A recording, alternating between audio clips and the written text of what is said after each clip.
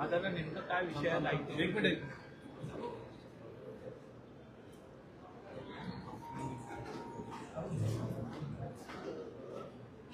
काय सांगाल? आयुक्तांची भेट घेतली आहे आज आम्ही माननीय आयुक्त ठाणे महानगरपालिकेच्या आयुक्तांची भेट घेतलेली आहे. विषय 400 वारस हक्क कामगारांचा होता, ज्यांचे वडील करोनामध्ये गेले, आई करोनामध्ये गेली किंवा काही लोक रिटायर झालेत, असे सफाई कामगार 400 लोकांचा वारस हक्काचा विषय हा काही वर्षापासून प्रलंबित होता. सुप्रीम कोर्टाने ऑर्डर दिल्याच्या नंतर देखील यांना न्याय मिळत नव्हतं. सो आज आम्ही आयुक्तांकडे आलो होतो आणि आयुक्तांनी आज मला शब्द दिलेला आहे की पुढची आजपासून रोज 5-5, 10-10 कामगारांना ते कामावर रुजू करून घेतील आणि परमनंट करून त्यांना त्यांचा जो हक्क आहे, जो संविधानाने दिलेला आहे, तो मिळवून देतील. आज मनसेमुळे या 400 मुलांना त्यांची नोकरी मिळणार आहे आणि मला असं वाटतं की ह्याच्या आधीही ते आमच्याकडे आले होते, त्यावेळेलाही आयुक्तांची आमच्या रवी मोरे साहेबांनी भेट घेतली होती आणि त्यावेळेला त्यांनी आम्हाला 10 दिवसाची वेळ मागितली होती.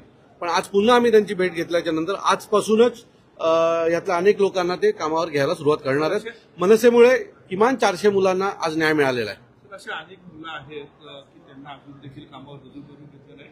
त्यानंतर कोविडमध्ये कामं ज्यांनी केलेली आहेत, मुलं असतील, नर्स असतील, त्यांची देखील अशीच काही तक्रार आहे अजूनपर्यंत. मला वाटतं जी लोक आमच्याकडे येतात, आम्ही त्यांना न्याय मिळवून द्यायचा प्रामाणिक प्रयत्न करतोय. ही मुलं आमच्याकडे आली, आम्हाला 1-2 वेळा महापालिकेत यावं लागलं, पण आज त्यांचं काम झालंय.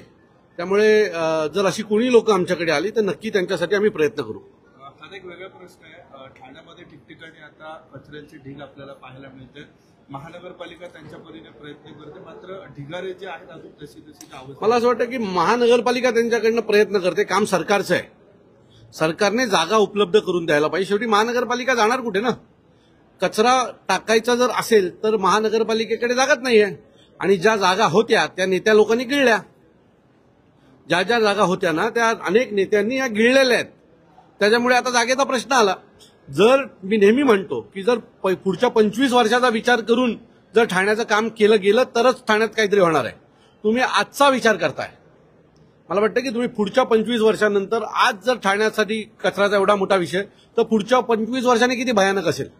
आज ठाण्याची लोकसंख्या 24-25 लाख आहे, ती पुढच्या 25 वर्षांनी 50 लाख होणार आहे. त्यामुळे पाण्याचा आणि कचऱ्याचा हा मोठा प्रश्न ठाण्यासमोर येणार आहे.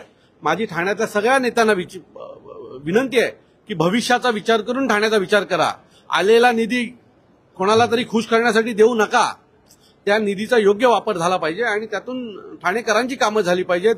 भविष्यात येणाऱ्या पिढ्यांना या सगळ्या अडचणीला सामोरे जाता कामा नये या दृष्टीने जर आज पाऊल उचललं गेलं तरच काहीतरी ठाण्यात उत्तम होईल असं मला वाटतं.